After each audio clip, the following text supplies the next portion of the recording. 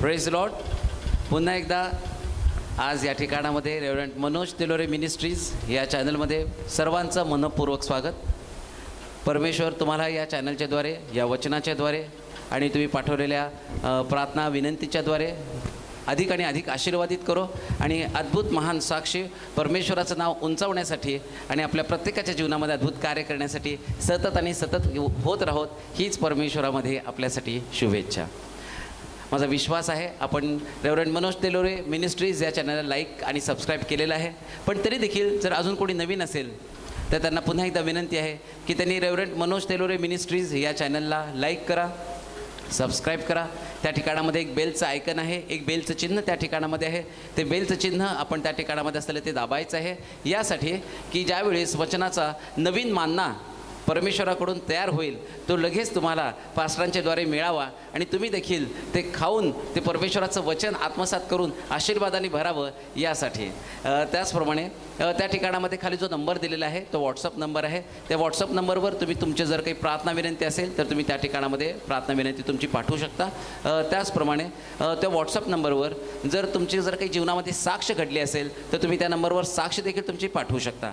आणि खरोखर परमेश्वर अद्भुतरित्या कार्य करत आहे, भरपूर साक्षी घडत आहेत. आमच्याकडे वेळ अपुरा आहे, इतक्या साक्षी आहेत, पण सर्व गौरव आपण परमेश्वराला देणार आहोत. एका बहिणींनी पास्टरांना फोन केला होता आणि त्यांच्या पतीला नोकरीची खूप गरज होती आणि त्यांनी सांगितलं पास्टरांना की माझ्या पतीसाठी प्रार्थना करा आणि त्यांना नोकरी मिळावी. आणि त्यांचा पती नोकरीसाठी गेलेला, इंटरव्ह्यूसाठी गेला. त्या ठिकाणामध्ये त्यांची टेस्ट पण घेण्यात आली आणि परमेश्वराच्या दये कृपेने आणि परमेश्वराने प्रार्थना ऐकल्यामुळे त्या ठिकाणामध्ये त्यांना 100 पैकी 93 म्हणजे आउट ऑफ 193 मार्क्स त्यांना त्या ठिकाणामध्ये मिळाले. त्या परीक्षेमध्ये ते पास झाले. आणि इतकंच नाही तर त्या ठिकाणामध्ये अहमदनगर या ठिकाणामध्ये भूजल सर्वेक्षण विभागामध्ये त्यांना परमेश्वरांनी सरकारी नोकरी मिळाली, गव्हर्नमेंट जॉब त्यांना मिळाला. म्हणून आपण सर्व गौरव परमेश्वराला देणार आहोत. त्याचप्रमाणे डॉक्टर मिनल यांचा फोन पास्टरांना आला होता आणि डॉक्टर मिनलनी सांगितलं होतं पास्टरांना की त्यांच्या मुलीला अचानक खूप ताप आला होता आणि ती खूप कंटिन्यूस रडत होती. तिचं रडणं पण थांबत नव्हतं आणि ताप पण खूप आला होता. त्यामुळे डॉक्टर मिनल यांनी पास्टरांना फोन केलं, विनंती केली प्रार्थना करण्याची. आणि पास्टरांनी डॉक्टर मिनल यांच्या मुलीसाठी प्रार्थना केली आणि परमेश्वराने त्या ठिकाणामध्ये देखील अद्भुत चमत्कार केला. डॉक्टर मिनल यांच्या विश्वासाप्रमाणे त्या ठिकाणामध्ये कार्य झालं. पास्टरांची प्रार्थना परमेश्वराने ऐकली आणि डॉक्टर मिनल यांच्या मुलीचा ताप अद्भुतरित्या सर्व निघून गेला. ती रडायची थांबली. म्हणून सर्व आणि सर्व गौरव आपण देणार आहोत आपल्या जिवंत परमेश्वराला.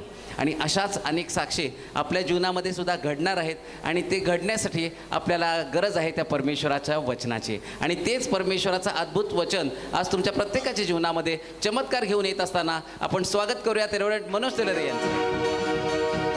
प्रभू येशू ख्रिस्ताच्या नावामध्ये पुन्हा एकदा तुम्हाला शालोम. स्तुती करतो आजच्या दिवसाबद्दल की जो देव आम्हाला सापडला तो चमत्कारिक देव आहे. चमत्कारिक, मागण्याच्या अगोदर आणि तुमच्या कल्पनेच्या पलीकडे देण्याची शक्ती, क्षमता त्याच्यामध्ये. आज सकाळीच एका तरुणानं मला मेसेज केला आणि त्यांनी सांगितलं अनेक दिवसांपासून, महिन्यांपासून, माहीत नाही काही वर्षांपासून स्टेटसवर त्याचा आहे, मी व्हॉट्सअपच्या स्टेटसवर ठेवलेला आहे. नोकरीच्या शोधात होतो. लॉकडाऊनच्या काळामध्ये पुष्कळ लोकांच्या जीवनामध्ये समस्या निर्माण झाल्या, स्ट्रगल करत आहे. आणि तो म्हटला की माझ्यासाठी प्रेयर करा की मला एखादी नोकरी मिळावी. तो म्हटला की माझा विश्वास आहे तुम्ही प्रार्थना केल्यावर देव ऐकेल. लक्षात ठेवा, कोण प्रार्थना करतं याला महत्व नाही, देव ऐकतो याला महत्व आहे. देवाला महत्व आहे. तो फार चमत्कार करणारा देव आहे. आणि प्रार्थना केली तर तो म्हटला आता माझ्यासमोर मोठा पेच पडलेला आहे, कारण मला दिल्ली आणि मुंबई या दोन्ही ठिकाणातनं बोलावून आलेलं आहे. तर मला सिलेक्शनसाठी कठीण चाललं.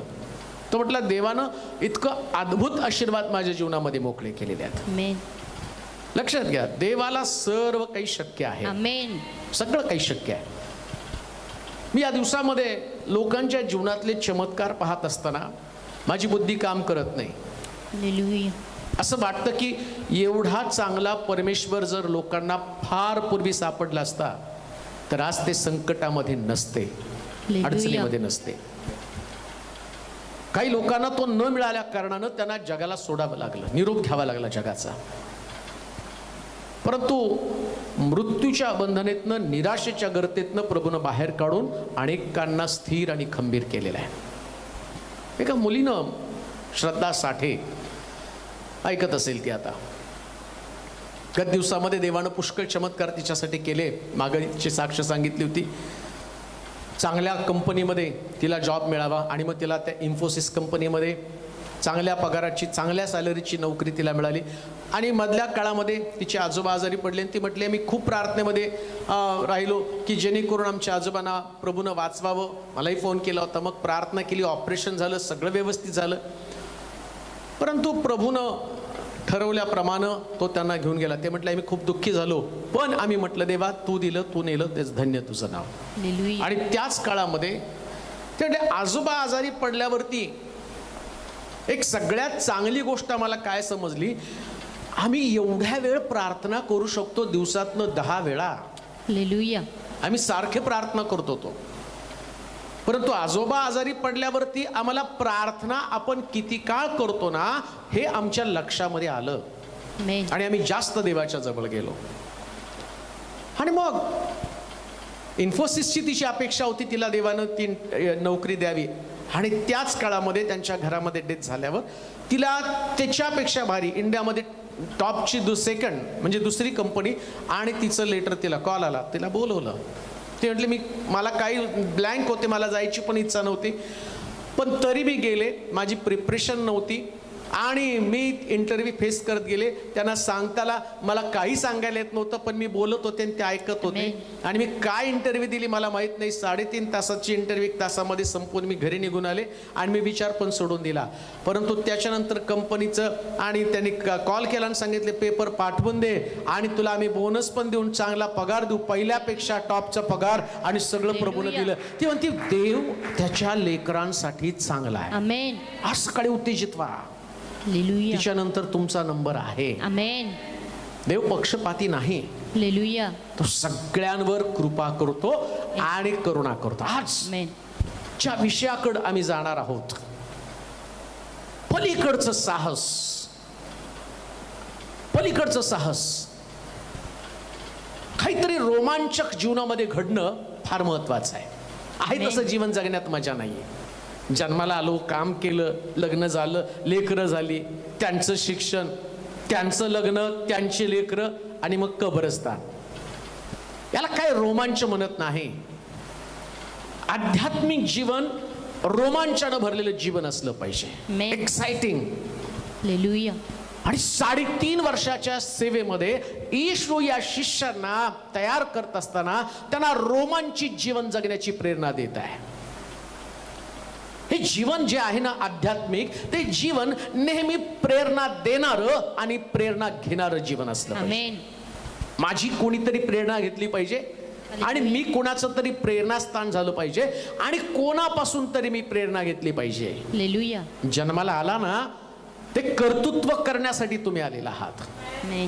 आहे त्याच्या पलीकडे तुम्हाला जायचंय.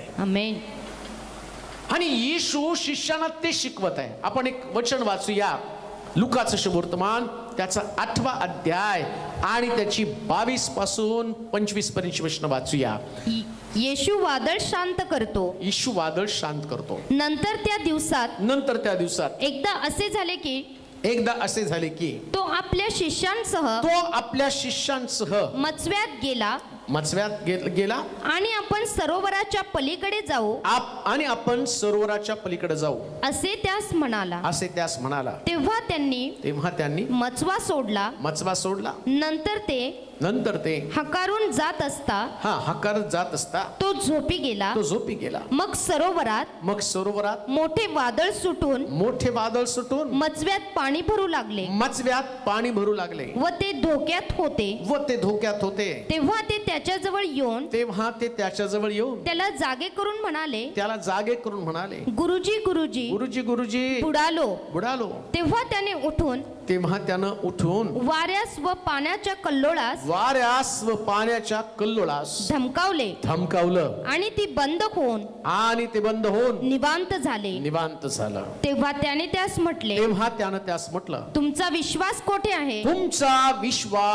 कोठे आहे? बस. येशू त्यांना म्हटलं आपण पलीकडे जाऊ. मग अलीकडं पलीकडं काय होतं? पलीकडे जाताना जीवनामध्ये कोणते धोके त्याला तोंड द्यावं लागणार होतं, त्याच्या अलीकडं काय होतं ते पण समजावून घेणं गरजेचं आहे. आम्ही सगळेजण अलीकडेच आहोत. काय हो अलीकडे? त्याच्या आधीच्या वचनामध्ये वाचा, नातेवाईक लिहिले. काय लिहिले तिथे ना? प्रभू येशूचे नातलग, प्रभू येशूचे नातलग, त्याची आई, त्याचे भाऊ त्याच्याकडे आले, परंतु दाटीमुळं त्यास त्यांच्या जवळ येता येईना. अलीकडे कोण आहे? आई आहे, भाऊ आहे, बाप आहे, बहीण आहे, मित्र आहेत, नातेवाईक आहे, काम आहे, बिझनेस आहे, हे सगळं अलीकडे आहे. जन्माला आलेल्या प्रत्येक व्यक्तीला याच्यामध्येच अडकावं लागतं. एक व्यक्तीचा जन्म होतो ना, तो जन्म होतानाच तो कोणाचा तरी मुलगा, कोणाची तरी मुलगी म्हणून जन्माला येते. मग जन्म झाल्यानंतर तो वाढताना आणि मी पाहतो की बाळ, मग त्याच्यानंतर कुमार होतो, मग शिक्षण आहे, मग बिझनेस आहे, मग नोकरी आहे, मग लग्न आहे, मग कोणाचा तरी पती, कोणाची तरी पत्नी. अलीकडे सगळं हेच आहे. नवरा, बायको, लेकरं, आई, बाप, भाऊ जन्माला आल्यावर याच्यामध्येच अडकून पडलेले आहेत. याच्यात काय साहस आहे हो? लग्न करण्यामध्ये काय साहस आहे? आणि तुम्ही म्हणाल मी फार मोठं साहस केलं. काय केलं? मी लव्ह मॅरेज केलं. अरे त्याच्यात काय साहस आहे? मी आमकं केलं, त्याच्यात काय? जगात सगळीकडे होत आहे. साहस म्हणजे त्याच्या पलीकडचं काहीतरी आहे. आमेन. त्याच्या पलीकडचं आहे. मी नोकरी केली, तुझ्या नोकरीमध्ये तू 10,000 लोकांमध्ये सिलेक्ट झाला, मी 10,000 लोकांमध्ये इंटरव्ह्यू देऊन सिलेक्ट झालो, पण 10,000 होते ना, ते पण कुठंतरी साहस करणार, त्यांनाही नोकरी लागणार आहे. एक्स्ट्रा याच्यापेक्षा वेगळं काहीतरी जीवन आहे. आमेन. आणि येशू शिष्याना ते शिकवतो, पलीकडे जाऊन जगायला शिका. हालेलुया. याच्या पलीकडे काहीतरी एक्साइटमेंट आहे. आमेन. कुटुंब, नातेवाईक याच्यामध्ये काही एक्साइटमेंट नाहीये. काही लोक त्याच्यामध्येच अडकून पडले. सुसाईड केलं का? नवऱ्याने धोका दिला, लेकराने धोका दिलं, मरून गेलं. अरे काय एक्साइटमेंट आहे? एक्साइटमेंट पुढे आहे जीवनाच्या, त्याच्या पलीकडे जाऊन आम्हाला जगायचं आहे. हालेलुया. आणि पलीकडे जाण्यासाठी येशू शिष्यांना म्हणतो, आता पलीकडे जाऊ. म्हणजे काय? लिमिटच्या बाहेर तुम्ही या. आमेन. मर्यादेच्या बाहेर तुम्ही या.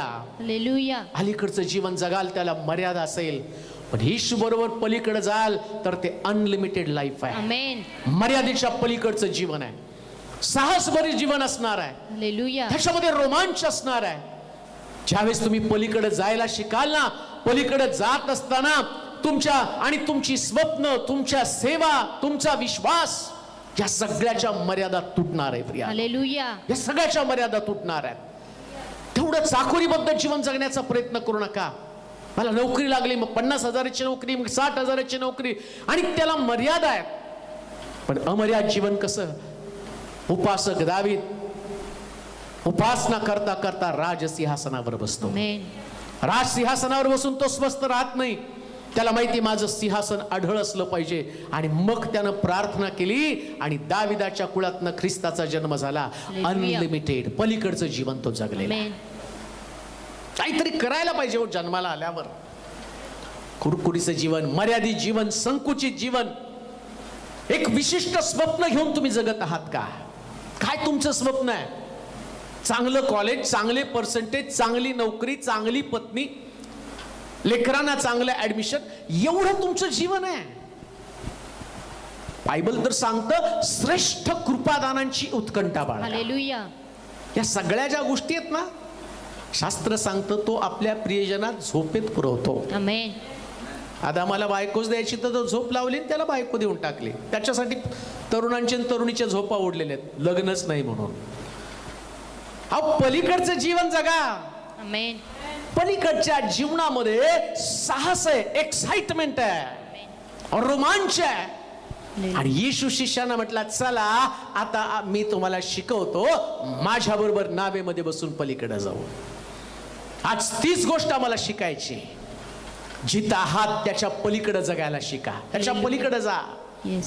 आपल्या कुटुंबाच्या पलीकडे जाऊन विचार करा. आपल्या जीवनाच्या पलीकडे जाऊन विचार करा. आणि तो विचार करत असताना येशू म्हटला, चला आपण पलीकडे जाऊ. काय घडलं पलीकडे जाताना? वाचा ते वचन. नंतर त्या दिवसात एकदा असे झाले की तो आपल्या शिष्यांसह मचव्यात गेला आणि आपण सरोवराच्या पलीकडे जाऊ असे त्यास म्हणाला. तेव्हा त्यानं मचवा सोडला. नंतर ते हकारून जात असता. लक्षात घ्या, तो म्हटला ना पलीकडे जाऊ म्हटल्याबरोबर त्यांनी पहिलं काम काय केलं? मचव्यात बसले. हालेलुया. आज पण तुम्हाला मचव्यामध्ये बसायचे. कोणता मचवा? पलीकडे जाऊ हा मचवा. आमेन. कुटुंबाचा मचवा सोडा. आमेन. तुमचं जे भविष्य, ज्याचा विचार तुम्ही करत आहात, तुमचं करिअर, तुमचा बिझनेस आणि तुमचं अमक, सगळेच बिझनेस करतात, सगळेच करिअर करतात, सगळंच लग्न करतात. जरा त्या मचव्यातनं बाहेर या. आमेन. आणि येशूच्या मचव्यामध्ये बसा आणि तो मचवा सोडा. कुठला मचवा सोडायचा?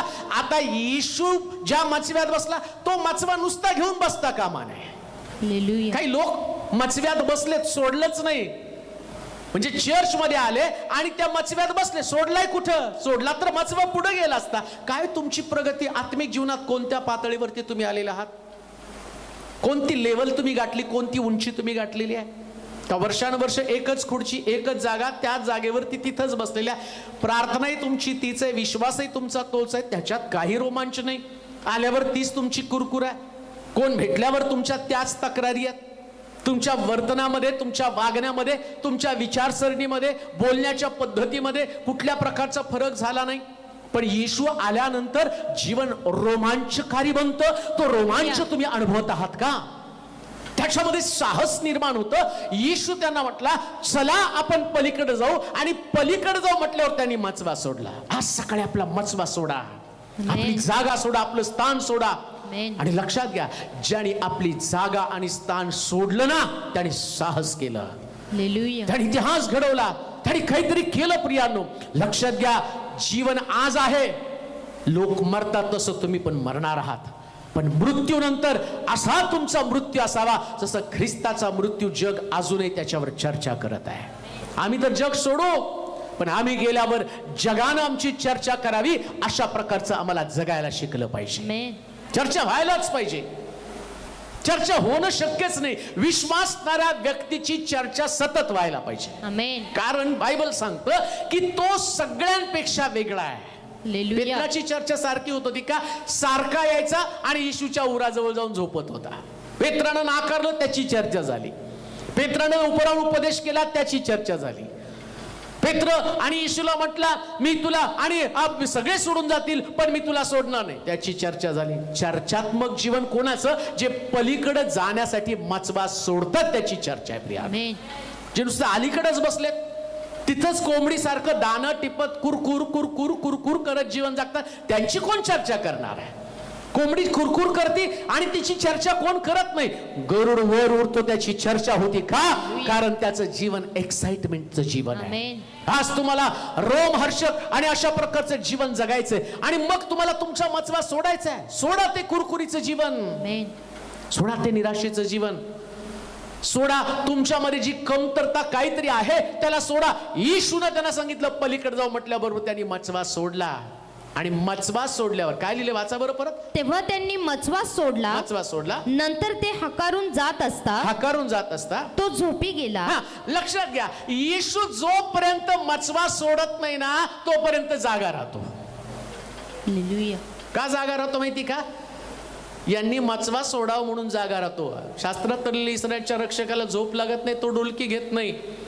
म्हणजे देव विसावा घेत नाही, पण देवाला विसावा कोण देतं माहिती का? ज्यांनी आपले मचवे सोडले ते देवाला विसावा देतात. मनुष्याच्या पुत्राला डोकं ठेवण्यासाठी जागा नाही, विसावा घेण्यासाठी त्याला जागा नाही. पण आम्हाला पण वाटतं ना, जसं तो म्हणतो, अहो कष्टीव भाराक्रांत जनो, तुम्ही सर्व मजकडे या, मी तुम्हाला विसावा देईल. मग आम्हालाही वाटतं येशूला विसावा द्यावा. पण येशू कधी विसावा घेतो माहिती का? माझ्या बाबतीत, मी माझ्या बाबतीत विचार करतो, तुमच्या बाबतीमध्ये नाही. तुम्ही 12 महिने येशूला काम सांगता. काही लोकांचं जीवन, त्याने विचारलं की समस्याच, रोज सकाळी समस्या आहेत, त्यांनाही विसावा नाही, देवालाही विसावा नाही. पण जे लोक तशा समस्या घेऊन पुढे जातात त्यांना माहितीये समस्यापेक्षा देव मोठा आहे. तिथंच नाही थांबायचं समस्या घेऊन. आता माझं कसं होणार आहे? रक्तस्रावी स्त्री तिचं रक्ताचा झरा आणि तसंच घेऊन येशूकडे गेली, तसंच गेली. प्रियांनो, एवढे लोक त्या गर्दीमध्ये होते, एकाला पण आरोग्य मिळालं नाही, पण ती चर्चा करत गेली नाही, माझा रक्ताचा जरा कोण चुकेल. 38 वर्षाच्या दुखणे करायचं कुरकुर तीच होती, मला सोडणारं कोणी नाही. या बाईला घेऊन जाणारं कोणी होतं, तिला पण कोणी नव्हतं, पण ती तशीच गेली. तिने मचवा सोडला आणि मचवा सोडल्याबरोबर ती गेली आणि येशूला स्पर्श केली. तो म्हटला, माझ्यातली शक्ती निघून गेलेली आहे, माझ्यातली शक्ती निघून गेली, आणि तिथंच ती बरी झाली. प्रिया, तसंच निघा, तसंच निघा, आहे तसं प्रभूकडे चालत निघा. नोकरी नाही तसंच निघा, आजारी आहात तसंच निघा. पण ते निघत असताना त्याच्याविषयी चर्चा करणं म्हणजे विश्वासाचं जीवन नाही. विश्वासाचं एक्साइटमेंट किंवा साहस त्याच्या पलीकडे. कोणतं साहस माहिती का? एवढे दिवस येशू सगळीकडे काम करत होता, आता येशूला वाटलं मी झोपतो, शिष्यांनी काम करावं. हालेलुया. कधी झोपला नाही येशू. तो योहान त्याला म्हटला, तुम्ही कुठे राहता, चल माझ्या बरोबर येऊन बघ. आणि तिथे गेल्यावर त्याला सांगितलं, मनुष्याच्या पुत्राला डोकं ठेवण्यासाठी सुद्धा जागा नाहीये. मग कशाला येशू त्याला घेऊन गेला? शिकवायचंय त्याला, आणि आताही शिष्यानं शिकवायचंय. त्याचा जाण्याचा समय, स्वर्गारोहण होण्याचा समय, मरणाचा समय त्याचा जवळ आलेला आहे, आणि मरणापूर्वी या शिष्यानं सगळं शिक्षण द्यायचंय. काय शिक्षण द्यायचं? मी माझी आई भावंड सगळ्यांना सोडलं, पलीकडे निघालो, तुम्हाला पण पलीकडे जायचंय, आणि पलीकडे जात असताना मी नावेत असेल, पण माझीच आहे, मी डोळे मिटून घेतो, आणि तुम्ही तिथं नावेत काहीतरी करावं. मुद्दाम झोपला. प्रिया, का येशू झोपला? येशू शिष्यांना शिकवण्यासाठी झोपलेला आहे. असं अनेक लोकांना असं वाटतं, माझी नाव डोलत आहे, येशू तू कुठे आहे, तू झोपला का? बरेच लोक म्हणतात, देव मला विसरला का? देव नाही विसरत हो. हालेलुया. देव कधीच कुणाला विसरत नाही. दावीद म्हणतो, तू बोलशील तेव्हा तू न्यायी ठरशील. देवाला आमचं उठणं, बसणं, चालणं, निजणं सगळं माहिती आहे. तो सगळ्याचं इत्तंभूत माहिती ठेवतो, त्याच्या लक्षातनं काही जात नाही. तुम्ही विसरता, तुम्हाला माहित नाही तुम्हाला पलीकडे जायचंय. जे येशू बोलला होता, आणि येशू बोलला ना पलीकडे जायचंय, ते नावेमध्ये बसून पलीकडे जायला निघाले ना, मग नावेत येशू आहे हेच आमच्यासाठी महत्वाचं आहे. तो झोपलेला असू द्या, जागा असू द्या. तो म्हटलं ना, मार्ग, सत्य आणि जीवन मीच आहे. मग जीवन कसं काय नावेमध्ये मरेल? वादळ आलं तरी सुद्धा. हालेलुया. वादळामध्ये जीवन आहे. लक्षात घ्या, वादळामध्ये मरण नाही, वादळामध्ये जीवन आहे, पण ते तुमच्या दृष्टिकोनातनं झोपलेलं आहे. लक्षात घ्या, वादळातलं जीवन ज्यावेळेस उठेल त्यावेळेस वादळ जागेवरती सुद्धा थांबणार नाही. हालेलुया. येशू झोपलेला होता, त्याला शिकवायचं होतं. कदाचित हा सकाळी देवाचं वचन ऐकत असताना तुमच्या जीवनाचा हा अनुभव असेल. एवढे पारिवारिक कट, प्रपंचामधले संकट असतील, तुमच्या नोकरीमधले संकट असतील, कुटुंबातले संकट, लेकरांच्या समस्या, आर्थिक अडचणी आहे, चारी बाजूनी तुमचा कोण मारा झाला. तुम्ही म्हणता येशू झोपला का? तो म्हणतो, होय, तुला शिकवण्यासाठी मी झोपलेलो आहे. काय शिकवायचंय तुला? जसं मी वादळ शांत केलं, जसं मी लंगडे चालवले, जसं मी मेलेले जिवंत केले, तो म्हणतो माझ्यावर विश्वास ठेवणारा याच्यापेक्षा मोठं काम करू शकेल. हे शिकायचंय. हे येशूने शिष्यांना शिकवलं होतं. पण आता शिष्यांना त्यांनी नावेमध्ये ठेवलं आणि तो निवांत त्या ठिकाणामध्ये झोपला. लक्षात घ्या, ज्यावेळेस येशू शांत असतो ना, तर त्यावेळेस लक्षात घ्यायचं, तो मला काहीतरी शिकवत आहे. तो मला मारण्यासाठी झोपला नाही, तो मला पलीकडे जाण्यासाठी प्रयत्न करायला शिकवत आहे. तो म्हणतो, तुम्ही प्रयत्न करा, तुमच्याच्याने नाही झालं, मी आहेच ना. तुम्ही प्रयत्न तर करा, मी तुमच्या बरोबर आहे. बरं, तुम्ही मेला तर तुमच्यावर मी पण मरणार आहे. गाणं तर आम्ही किती सुंदर सांगतो, यीशु मेरे साथ है, यीशु मेरे अंदर, यीशु को मैं पहनाऊं, यीशु मेरे जिंदा है. हाँ, यीशु मेरे काय, यीशु मुझे, हाँ, ती गातो विसरतो मी पुढे काय काय, पण त्या गाण्यामध्ये यीशु मेरे साथ है, यीशु मेरे अंदर है, आणि यीशु मेरे अंदर है, आणि सगळीकडे कुरकुर कुरकुर कुरकुर कुर करत, आणि मग म्हणायचं आता मी मरूनच जातो. मग येशू, तू मेला तर तुझा येशू पण मरणार आहे. येशूला मरू द्यायचं नाही. थोडासा विसावा घेऊ द्या त्याला. त्याला म्हणायचं, प्रभू तू आता थांब जरा, मला पण बघू दे ना.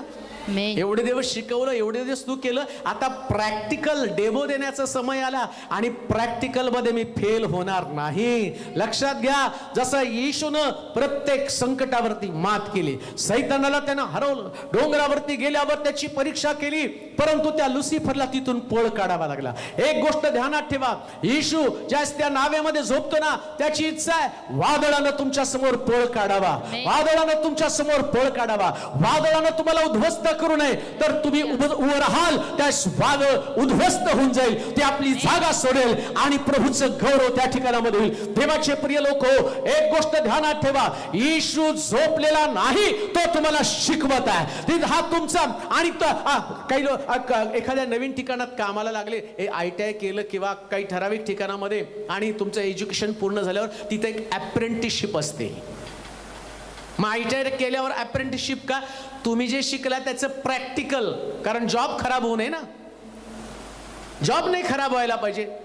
जे प्रोडक्ट तुम्ही बाहेर पाठवणार आहात त्याच्यामध्ये तुम्हाला कौशल्य मिळायला पाहिजे. मग तिथं सुपरवायझर असतो, तो सुपरवायझर मुकादम असतो आणि तो तुमच्यावर देखरेख करतो. आणि समजा एखादा जॉब चुकला तर मग तो सांगतो हे असं नाही असं. मग तुमचे अप्रेंटिस, त्या काळामध्ये तुम्हाला पगार कमी असतो. कशासाठी? मोठा पगार मिळायचा आहे तर आधी तुम्हाला छोट्या पगारावरती काम कर. इथं शिष्यांची अप्रेंटिसशिप होती. कुठं? नावेमध्ये येशू. कारण याच्यापेक्षा मोठं वादळ प्रभू येशू ख्रिस्त गेल्यावर येणार होतं. त्याच लोकांना पकडून मारणार होते. त्यांच्या समोर याच्यापेक्षा मोठी संकट येणार होती. आणि आम्ही पाहतो जसं पौलाला आता इथं वादळ आलं आणि या शिष्यानी धमकावलं आणि त्यांच्याच्यानी काही घडलं नाही, पण पौलानं आम्ही पाहतो जहाज फुटलं आणि तारू त्या ठिकाणामध्ये वादळामध्ये त्याचं जहाज फुटलं, पण ते जहाज फुटी पौलाचा विश्वास पडू शकला नाही. का? कारण तिकडे अप्रेंटिसशिप या शिष्याने केली होती. पौलानं ते अभ्यासलेलं होतं आणि पौलाला कळालं येशू मला काय शिकवत आहे, येशू मध्ये मी कसं टिकून राहावं. लक्षात घ्या देवाचे प्रिय लोक, ज्या दिवशी तुम्ही शिष्यत्व स्वीकारलं त्या दिवशी आव्हानाचा सामना करण्याची अप्रेंटिसशिप तुम्ही स्वीकारलेली आहे. परंतु याच्यात तुम्ही पुढे जाल, तुमचं प्रतिफळ सुंदर असणार आहे, तुमचा पगार भारी असणार आहे, तुमचं बक्षीस भारी असणार आहे. पौल म्हणतो आणि मी निर्णायक असणाऱ्या त्या धावेच्या धावपट्टीकडे धावत आहे आणि माझी मेख मला माहिती आहे, मला माझी मर्यादा माहिती आहे आणि त्या मर्यादेपर्यंत मी धावणार आहे. शिष्यांना येशू शिकवतो वादळामध्ये मी झोपतो, तुम्ही अप्रेंटिसशिप करा. बऱ्याच लोकांना अप्रेंटिसशिप आवडत नाही आणि मग प्रार्थना करताना अशी सेवा दे, भिनींच्या पुढे मी जाईल. आधी वादळ तर शांत कर, आधी एवढं तेवढं जे लुटूपुटूची लढाई त्याच्यात तर राहा. कुठंतरी थोडस ताप आला, थंडी आली, कुठंतरी 5,000ची नोकरी गेली, त्याच्या देवाला दोष कशी काय नोकरी गेली? अरे वादळ आहे ते, त्याच्यात टिकून राहा ना. 50ची मिळेल, 50ची गेली म्हणून दुःख वाटू नको, लाखाची मिळेल. बोलायचं मी बोलत नाही, कारण माझा देव सगळं करण्यासाठी समर्थ आहे. जाऊ दे तुझं घर गेलं. बऱ्याच लोकांची घरं चाललेली, बरेच लोक म्हणतात कर्ज झालेले आहे. हे वादळ आहे, हे वादळ तुम्हाला धमकवायचंय, उभं राहायचंय. सावकार तुमच्या दारामध्ये, नोकरी गेलेली आहे, कर्जाचे हप्ते थकलेले आहेत, पुष्कळ संकट तुमच्यामध्ये आहेत. मग तुम्हाला वाटतं प्रभू झोपला, एवढ्या प्रार्थना करतो, देव काय ऐकत नाही? देवाला काम करू द्या, थोडासा विसावा घेऊ द्या. हालेलुया. तुम्ही फाईट करा. तुम्ही म्हणता ना मी प्रभूमध्ये विश्वास आहे, मी ख्रिस्ताला स्वीकारलं, मी त्याच्या मार्गामध्ये चालत आहे, प्रभूने मला खंबीर केलेला आहे. मग इथं येशू झोपला असं सांगितलेले. पुढे वाचा. तेव्हा त्यांनी मचवा सोडला.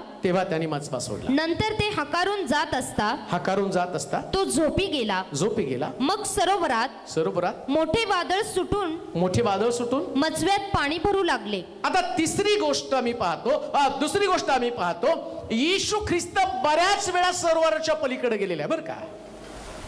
हा काही पहिल्यांदाच सरोवराच्या पलीकडे गेला नव्हता. आणि सरोवराच्या पलीकडे कसं जायचंय येशूला माहिती होतं. आणि येशू ज्या सरोवराच्या पलीकडे जात होता ना, त्या शिष्यांना पण माहिती होतं तो कसा जातो. आणि प्रत्येक वेळेस येशू जागा राहायचा आणि येशू त्यांच्यावर गप्पा मारत, आम्ही पाहतो नावेमध्ये येशू स्वतः त्यांच्याशी बोलत होता. पण येशू जागा असला की सैतान झोपतो आणि येशू झोपला की सैतान जागा होतो. म्हणजे येशूने विसावा घेतला, मग सैतान कामाला सुरुवात करतो. पण याचा अर्थ असा नाही की त्या ठिकाणामध्ये आता तो येशू काहीच करणार नाही. जसं मी सरोवराच्या पलीकडे गेलो ना, तसं तुम्ही पण जायला शिका. हे येशूला शिकवायचं होतं. मी गेलो का नाही एवढे दिवस सरोवरच्या पलीकडं, मी तुम्हाला घेऊन गेलो का नाही एवढे दिवस, तुम्ही माझ्या बरोबर होता, मी तुम्हाला एवढे दिवस नेलं, आता एक दिवस मला घेऊन चला ना. मी आज झोपतो, तुम्ही मला घेऊन चला. तसं येशू आमच्या जीवनामध्ये येतो. त्यानं तुम्हाला सरोवराचा अनुभव दिला, साक्षी तुमच्या जीवनामध्ये आहेत. पलीकडे तुम्ही गेलेला त्याच्याबरोबर हे तुमच्या लक्षात आहे. आणि तुम्ही हे पण पाहिलं, जेव्हा येशू होता ना तेव्हा कधीच वादळ आलं नाही. आज येशू आहे, मग वादळ का आलं? कारण येशूला तुम्हाला प्रॅक्टिकल द्यायचं होतं. हालेलुया. त्याला प्रॅक्टिस तुमच्याकडनं करून घ्यायची होती. गाडी शिकताना आम्ही पाहतो की 2 तिथे चालवणारे असतात, एक आणि शिकणार असतो आणि दुसरा शिकवणार असतो. आणि याला इकडं पायामध्ये ब्रेक असतो, एक्सिलेटर असतं, सगळं काही याच्याकडे असतं. आणि याला इथं बसवतात.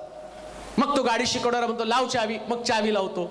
तर तो चालव, त्याला भीती वाटते, तो म्हणतो चालव, माझ्या पायामध्ये सगळे एक्सिलेटर ब्रेक माझ्याकडे आहे. आणि मग तो चालू करतो आणि गाडी चालवायला लागतो. आणि चालवायला लागत असताना आता याला किती भरोसा असतो, मी काही जरी केलं, समजा गाडी फास्ट मारली तर कंट्रोल हा करणारच आहे, मला काय भीती, ऍक्सिडेंट होणारच नाही, कारण त्याच्यावर विश्वास आहे. असं सेम टू सेम इथं घडलेलं आहे. येशू नावेमध्ये आहेत, पण प्रॉब्लेम काय, हे लर्निंग करणारे लोकच आहेत ना, ते लर्न करायला तयार नाही, त्याच्यामुळं प्रॉब्लेम निर्माण झाला. आज एक गोष्ट ध्यानात ठेवा, तुमच्या जीवनात येशू आहे. तुमचा हा लर्निंग पिरियड आहे. कशाला? तुम्हाला मोठ्या धोक्याची तयारी करायची. आणि येशू त्या ठिकाणामध्ये बऱ्याच वेळा सरोवराच्या पलीकडे गेलेला आहे. कान देऊ नाही का, आता तुम्हाला पलीकडे जायचंय, अलीकडे थांबू नका.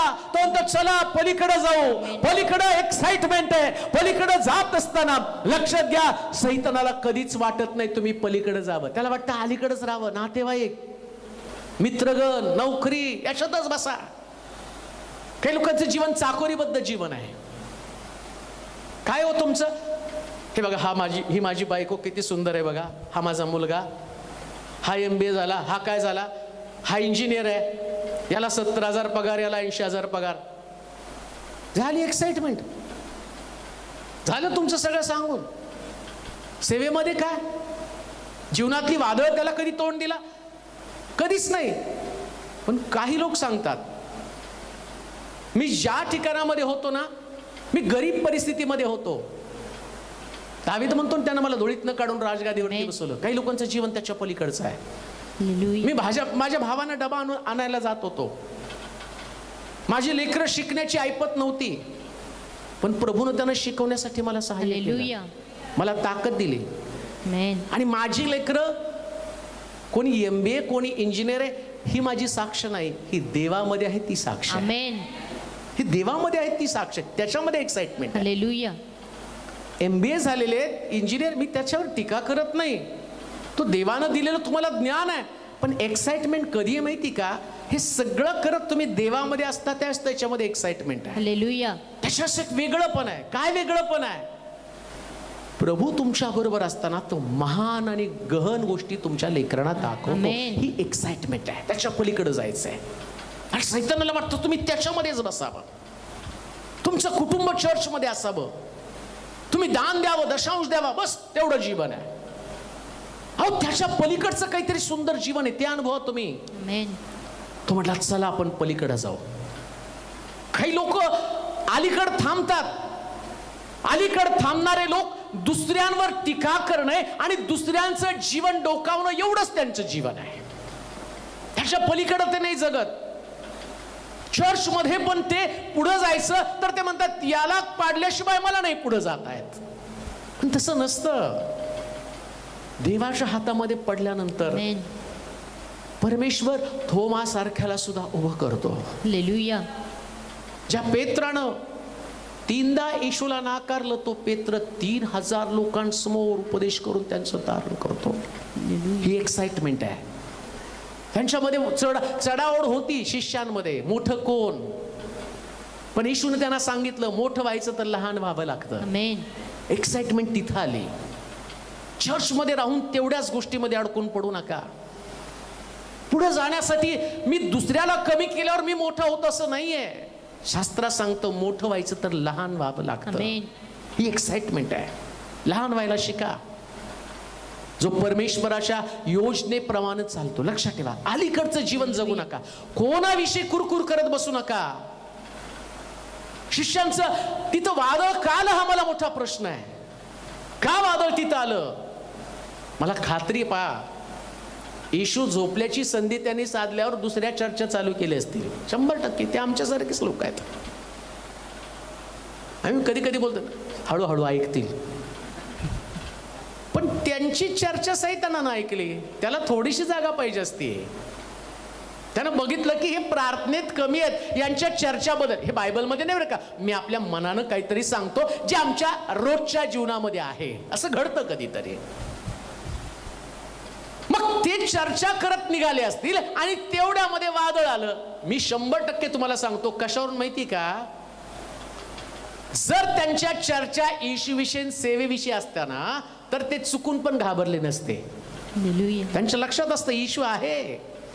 त्यांच्या चर्चा जर असते ना, त्याने मेलेले कसे जिवंत केले, तिरडीवरचा मुलगा कसा जिवंत केला, भरतीमाईला कशी दृष्टी दिली, 5000 लोकांना कसं जेवण घातलं, मग त्याच विश्वासामध्ये असताना ते म्हटले असते चला आता आपण वादळ धमकू का, कारण येशूनं आपल्याला अधिकार दिलेला आहे. आणि येशूनं त्याच्यासाठी झोपेचं सोंग केलं होतं. आणि त्याचं येशूचं वाक्य ऐकलं का तुम्ही, तुमच्यात विश्वास कुठं आहे, तुमचा विश्वास कुठं आहे, त्याने विचारलं. म्हणजे यांच्या चर्चेमध्ये विश्वास नव्हता आणि येशूनं ते ऐकलं होतं. कशावरून हो, इस्रायलच्या रक्षकाला झोप लागत नाही, तो त्यांनी झोपेचं सोंग केलं होतं. तुम्ही चर्चा काय करता, सांभाळा. पलीकडे जायचं तर चर्चा बदलल्या पाहिजेत. पलीकडे जायचं तर चर्चा बदलल्याच पाहिजेत. आणि देवाविषयीच्या चर्चा तुमच्या असतील ना, मगच तुम्ही पलीकडे जाणार. एकमेकांविषयी चर्चा करू नका. आणि मी अजून सांगतो तुम्हाला, जे एकमेकाविषयी चर्चा करतात ते जीवनात कधीच पुढे जाऊ शकत नाही. जे देवाविषयी चर्चा करतात ना, तेच पुढे जाऊ शकते. दाखवणार आहे वचनात तुम्हाला पुढे. मी माझ्या चर्चेचा विषय फक्त देवच असणं गरजेचं आहे. अजून एक महत्वाची गोष्ट तुम्हाला सांगतो. येशू तिथं का झोपला नावेमध्ये, त्याचं कारण आहे आम्हाला एकटं लढायचंय. 12 शिष्य आहेत ना, या 12 शिष्यांमध्ये तो चॅलेंज निर्माण करत आहे. नाव्यामध्ये त्यांना बसवून, मी झोपतो, आता तुम्ही लढा. लक्षात घ्या, जगामध्ये जे एकटे लढतात ना तेच विजयी होतात. समूहानं लढणारे लोक, समूहानं म्हणजे प्रार्थनेत सगळे एकत्र येतील. व्यक्तिगत लढा ना, प्रार्थना करा. डोंगरावरती मोशे हात वर करत होता, प्रभू म्हटला तुझे हात वर, त्यावेळेस इस्रायल लोकांना विजय. मग तो मनगटावरचा विजय नाही, तो प्रार्थनेचा विजय आहे. दावीद एकटा गल्ल्याच्या विरुद्ध लढला, त्याच्यानं तो राजा बनला. प्रियानो, तुम्ही तुमच्या प्रश्नामध्ये, आम्ही अनेक लोक म्हणतात मला एकट्याला तोंड द्यावं लागतं, हाच तुमच्यासाठी टर्निंग पॉइंट आहे. हालेलुया. तुमच्यासाठी इथे एक सुंदर सुवार्ता काय, लक्षात घ्या, आता तुमचा प्रवास खरा सुरू झालेला आहे. आमेन. आता तुमच्या जीवनामध्ये एक्साइटमेंटच्या त्या लेवलवरती, त्या टप्प्यावरती तुम्ही आलेलात. एकटं लढा, विजय नक्की होणारच आहात. जसं दावीद त्यानं सिंहासन मिळवलं, तसं तुमच्यासाठी पण उच्च पद तुमची वाट पाहत आहे. जो देव तुम्हाला म्हणतो पलीकडे जायचंय, लढत राहा, स्ट्रगल करा, लढत राहा, हार मानू नका. आज तुमच्याकडे काही नसेल, पण एक गोष्ट तुम्हाला 100% सांगतो, ज्यास तुम्ही पलीकडे जाल त्यास तुम्हाला सलाम करणारे लोक नक्कीच तिथं असणार आहे. एकटं लढत राहा. मला वाटतं एक वचन वाचा, दुसरे राजे 2रा अध्याय आणि 3 ते 15 पर्यंतची वचन वाचा. दुसरे राजे आणि त्याचा 13 पासून 15 पर्यंतची वचन. दुसरे राजे 2रा अध्याय 13 पासून 15 पर्यंतची वचन. एकटं लढण्यासाठी येशू झोपलेला आहे. वाचूया काय म्हटलंय त्या ठिकाणात. दुसरे राजे 2रा अध्याय 13 ते 15. एलियाचा जो जगा त्याच्या अंगावरून खाली पडला होता, एलियाचा जो जगा त्याच्या अंगावरून खाली पडला होता, तो त्याने उचलून घेतला, तो त्यानं उचलून घेतला होता. आणि तो परत जाऊन यार्देन तीरी उभा राहिला. यार्देन तीरी उभा राहिला. एलियाच्या अंगावरून पडलेला जगा पाण्यावर मारून तो म्हणाला एलियाचा देव परमेश्वर कोठे आहे. त्याने तो पाण्यावर मारताच पाणी दुभंग झाले. पाणी दुभंगलं आणि अलिशा पलीकडे गेला. कोण पलीकडे गेला? अलिशा पलीकडे गेला. यरीहो तेथल्या संदेष्टांचे संदेष्टांचे शिष्य त्याला लांबून पाहून म्हणाले, नमन करून म्हणाले. काय म्हटले? त्याला लांबून पाहून म्हणाले, एलियाचा आत्मा अलिशाच्या ठाई उतरला आहे. त्यांनी सामोरे येऊन त्यास जमिनीपर्यंत लवून नमन केले. काय येशू त्या नावेमध्ये झोपला, त्याला वाटलं तुम्ही एकट्यानं पलीकडे जावं. मेन कोणतरी 12 मध्ये एक जण कोणीतरी या वादळाला त्याने धमकं आणि त्याने झोपेचं सोंग घेतलं. त्याला वाटलं पेत्र तरी उठेल, त्याला वाटलं योहान तरी उठेल, त्याला वाटलं याकोब तरी उठेल, त्याला वाटलं मत्तई तरी उठेल, त्याला वाटलं थोमा तरी उठेल, कोणतरी उठून वादळाला शांत करेल. इकडे काय झालं माहिती का, एलिया आता त्याचं स्वर्गारोहण होणार होतं आणि अलिशाला त्याने प्रश्न केला होता की तुला काय पाहिजे. आपल्या ठाई असणाऱ्या आत्म्याचा दुप्पट वाटा पाहिजे. आता आत्म्याचा दुप्पट वाटा पाहिजे. तू एवढी मोठी दुर्घट गोष्ट मागतो तर तुला पलीकडे जावं लागेल. अलीकडे काय घडलं माहिती का, आता वाचत बसणार नाही, तो अध्याय तुम्ही वाचा, त्याच्यामध्ये तुम्ही बघाल. संदेश त्याचे शिष्य या अलिशाला एक टोचणी लावत होते. काय म्हणत होते माहिती का, आता तुझा स्वामी तुझ्यापासून काढून घेणारे, मग तू एकटाच राहणार आहेस. ज्या दिवशी तुम्ही अलीकडे राहता ना, त्यास लोक तुमची थट्टा करतात, लोक तुम्हाला एकटे असं म्हणतात. परंतु लक्षात घ्या, जे एकटेपणानं स्ट्रगल करत यार्दनेच्या पलीकडे जातात. 4 टप्पे आहेत, मला ते सांगत बसायचं नाही कारण मग विषय दुसरीकडे जाईल. मला अजून काही मुद्दे सांगायचे, पण शेवटचा टप्पा जिथं लोकांची विचारसरणी, लोकांची बौद्धिक क्षमता बदलून जाणार आहे. देवाला वाटतं तुम्ही पलीकडे जावं. दुप्पट अभिषेक मिळवण्यासाठी, दुप्पट वाटा मिळवण्यासाठी, दुप्पट सामर्थ्य मिळवण्यासाठी एलिया अलिशाला यार्दनेच्या पलीकडे घेऊन जातो. आणि पलीकडे गेल्याबरोबर आम्ही पाहतो हा एलिया उचलला गेला आणि याचा जगा अलिशावरती उतरून आला. अलिशानं यार्देनेवरती तो जगा आपटला. आता यार्देन म्हणजे मरण. यार्देनेमध्ये योहान बाप्तिस्मा देत असे, लोकांना बाप्तिस्मा देत असे. म्हणजे यार्देन म्हणजे बाप्तिस्म्याचं पण, नवजीवनाचं पण ते प्रतीक आहे. म्हणजे बाप्तिस्मा त्या ठिकाणामध्ये. आणि शास्त्र काय सांगतं, जितक्यांनी ख्रिस्त येशूच्या ठाई बाप्तिस्मा घेतला तितक्यांनी त्याच्या मरणामध्ये बाप्तिस्मा घेतला.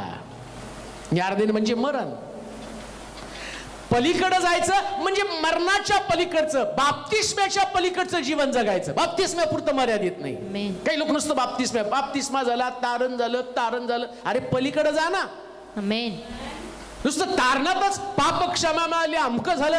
अरे पाप क्षमा, जो विश्वास ठेवतो आणि हा बाप्तिस्मा घेतो त्याचं तारण होतं, पण तारणाच्या पलीकडे एक्साइटमेंट आहे. हालेलुया. तिथं रोमहर्षक अशा प्रकारचं वातावरण आहे. तिथे जीवनामध्ये पुढे जाण्याचा काहीतरी मार्ग आहे. आणि त्याच्या पलीकडं, यार्देनेच्या पलीकडं, बाप्तिस्म्याच्या पलीकडचं, तारणाच्या पलीकडचं जीवन अनुभवा. तारण घेऊन मर्यादित बसू नका. मग कधी कधी प्रभू तुम्हाला एकटं तिथं ठेवतो. एलियाला काढून घेतलं, अलिशा एकटा पडला. लक्षात घ्या, येशू झोपला, शिष्य एकटे पडले. तो झोपला, त्याला एकटं ठेवलं. एकटेपणा हा जीवनामध्ये अतिशय आवश्यक आहे. प्रभू येशू ख्रिस्ताला शिष्य सोडून गेले, तो एकटा पडला. आणि एकटेपणाचा परिणाम काय झाला माहिती का, काय घडलं माहिती का, येशू ख्रिस्त वधस्तंभावरती एकटा होता. नीट ऐका, तो पलीकडे जाऊ म्हणतो ना, बाप्तिस्म्याच्या पलीकडे, तारणाच्या पलीकडचं जीवन, मरणाच्या पलीकडच्या जीवनाचा विचार करा. येशू ख्रिस्त वधस्तंभावरती मरण भोगत आहे, तो मरणाच्या पलीकडचं जीवनाचा विचार करतो. मरणाच्या पलीकडे काय, त्याला माहिती आहे जन्माला आलेला प्रत्येक व्यक्ती बदला घेतो. आपल्या गुन्ह्यांबद्दल, चुकांबद्दल दुसऱ्याला दोषी धरवतो आणि त्याच्याबद्दल त्याचा न्याय करतो, त्याला शासन करतो. पण मरणापलीकडचं जीवन कोणतं, हे बाप्पा यांना क्षमा कर. हे जीवन बदला घेणं नाही. एक्साइटमेंट कशामध्ये माहिती का, मी कोणाला तरी जाऊन मारलं त्याच्यामध्ये एक्साइटमेंट नाही आहे. स्तेफन दगडमार होत असताना मरतो आणि स्वर्ग उघडल्यावर त्याच्या मुखातनं शब्द निघतो, हे बाप्पा हे पाप यांच्या माती मोजू नको. That is excitement. ही खरी एक्साइटमेंट आहे. नाहीतर मग मी त्याला मारलं, त्याने मला मारलं, मग मला फाशी झाली, मी मेलो, संपलं. काय एक्साइटमेंट आहे त्याच्यामध्ये, काय त्याच्यामध्ये एक्साइटमेंट आहे. पण मरताना ज्या पौलानं स्तेफनाच्या वस्त्राजवळ थांबलेला होता, एक्साइटमेंट काय, त्या ठिकाणामध्ये शौलाचा पौल झाला, ही एक्साइटमेंट आहे. हालेलुया. मरणाच्या पलीकडचं जीवन, जे जीवन मरताना चोरानं पाहिलं आणि तो चोर काय म्हणतो माहिती का, राज आदी करणेशील त्यास माझी आठवण कर का. त्याने पण मरणापर्यंत जीवन बघितलं, पण त्याची एक्साइटमेंट वाढली. तो म्हटला आता साहस करायचं. आतापर्यंत चोऱ्या करतो तो, खून करतो तो, ते साहस नाही. खरं साहस तर स्वर्ग राज्य आहे, ज्याने ते मिळवलं सगळ्यात भारी गोष्ट मिळवलेली आहे. हालेलुया. हे साहस नाही जगातलं कुठलं तरी मोठं पद मिळणार आहे. आज बसवतील, उद्या लाद घालून आकलून देतील, पण ज्या जागी तुम्ही बसणार आहात तिथून काढण्याची ताकद कोणामध्ये नाही, कारण ती जागा तुम्हाला देव देणार आहे. आमेन. ही एक्साइटमेंट आहे. याच्या पलीकडे जा, मरणाच्या पलीकडच्या जीवनाचा विचार करा. मरणापर्यंत जीवनाचा विचार नका करू. मरण तर सगळ्यालाच आहे, जगात जन्माला आलेल्या प्रत्येकाला मरण आहे. पण एक गोष्ट ध्यानात ठेवा, मला मरणाच्या पलीकडे काहीतरी करायचं आहे. आमेन. काय मरणाच्या पलीकडं? मरणाच्या पलीकडं येशू ख्रिस्त जबाबदारी आध्यात्मिक जीवनाची पार पाडतो. बाई हा पहा तुझा पुत्र योहान, योहाना ही पहा तुझी आई. त्याची एक स्पिरिच्युअल जबाबदारी, आत्मिक जबाबदारी. मग मरियेला मुलं होते, नवरा होता, पण येशूनं त्याच्याकडे नाही लक्ष दिलं, कारण ते मरणापर्यंतच आहे. मरेपर्यंत ते सगळे नातेवाईक असणार आहे, जे तुम्हाला आधी सांगितलं. अलीकडं काय, येशूची आई आहे, भाऊ आहेत आणि ते सगळे नातेवाईक त्याचे. पण त्यानं त्याच्या पलीकडचा विचार केला. कोणता विचार केला? खरं आत्मिक जीवन त्याच्याबरोबरच आमची संगती असली पाहिजे. म्हणून लक्षात घ्या, कोणी तुम्हाला नाकारलं याच्यावर रुसवे फुगवे करत मी चर्चला जाणार नाही, मी त्यांच्याच घरात जाणार नाही. अहो हे 12 महिने लोक तेच करत आलेले आहेत. हे सगळं अलीकडंच आहे. त्यांनी मला बोलवलं नाही, मग मी त्यांना बोलवणार नाही, आणि मग त्यांनी मला नंतर पत्रिका दिली. याच्यावर कसलं साधं जीवन जगताय, पत्रिकेत बोलवलं नाही, ह्याच्यात नाव नाही टाकलं, मला हलकी साडी घेतली, त्याला भारी कपडे घेतले. अहो सगळ्यात उत्तम जीवन प्रभू मधलं ते जगण्याचा प्रयत्न करा. हालेलुया.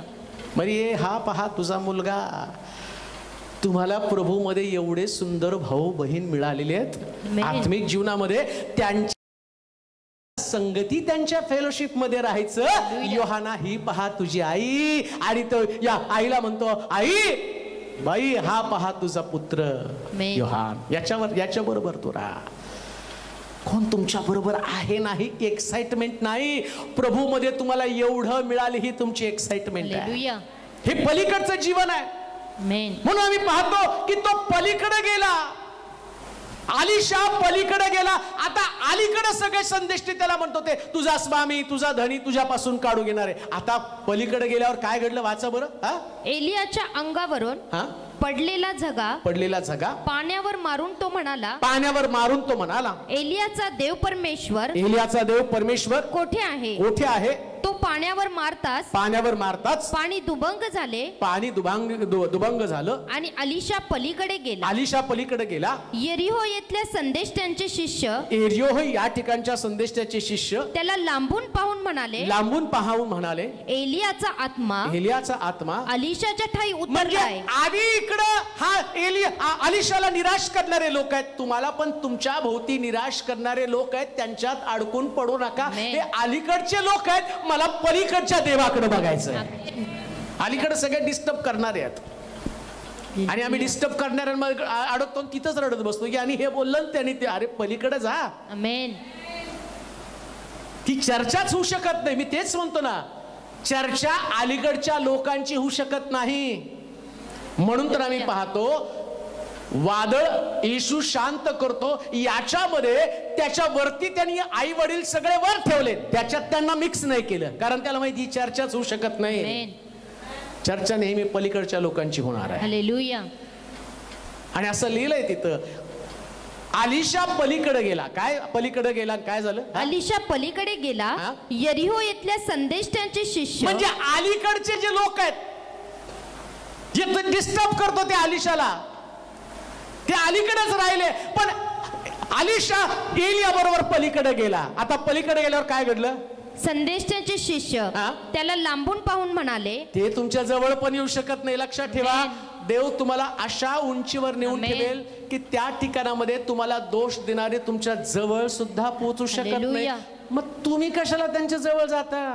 प्रॉब्लेम आमच्यामध्ये. ते आमच्या जवळ येऊ शकत नाही, आम्ही त्यांच्याजवळ. त्यांच्यासारखी निंदा, त्यांच्यासारखे दोष देणं, त्यांच्यासारखं यांनी काय म्हटलं त्यांनी काय म्हटलं, याचं काय झालं नाही हो, हे अलीकडचं आहे. हालेलुया. मी तर स्वर्गातल्या गोष्टी बोलणार आहे. आमेन. बस फक्त स्वर्गातल्या गोष्टी. एक गोष्ट तुम्हाला सांगू का, इथपर्यंत येण्याचं कारण मला माहिती, प्रभूनं मला ज्या ठिकाणामध्ये आणलं तिथं मी खूप हॅपी आहे. कारण मला माहिती आहे इथं येण्यासाठी स्ट्रगल करावं लागलं, पण मी कधीच अलीकडच्या गोष्टीमध्ये नाही अडकलो, मी कधीच त्याच्यात रमलो नाही. माझी चर्चा फक्त देवाविषयीचीच आहे आणि देवाविषयीचीच असणार का, कारण मला माहिती आहे पलीकडे नेणारा तोच आहे. हालेलुया. हे अलीकडच्या लोकांना नाही मिळाला तो जागा. आमेन.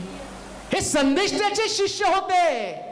कोण होते ते संदेष्टाचे शिष्य ना? संदेष्टाचे शिष्य कोण होते? संदेष्टाचे शिष्य. ते बिलीवर्सच आहेत. हालेलुया. येते का लक्षात? ते बिलीवर्सच आहेत. पण कसले बिलीवर्स माहिती का? ज्यांच्याविषयी चर्चा होऊ शकत नाही पण जे चर्चा करत होते.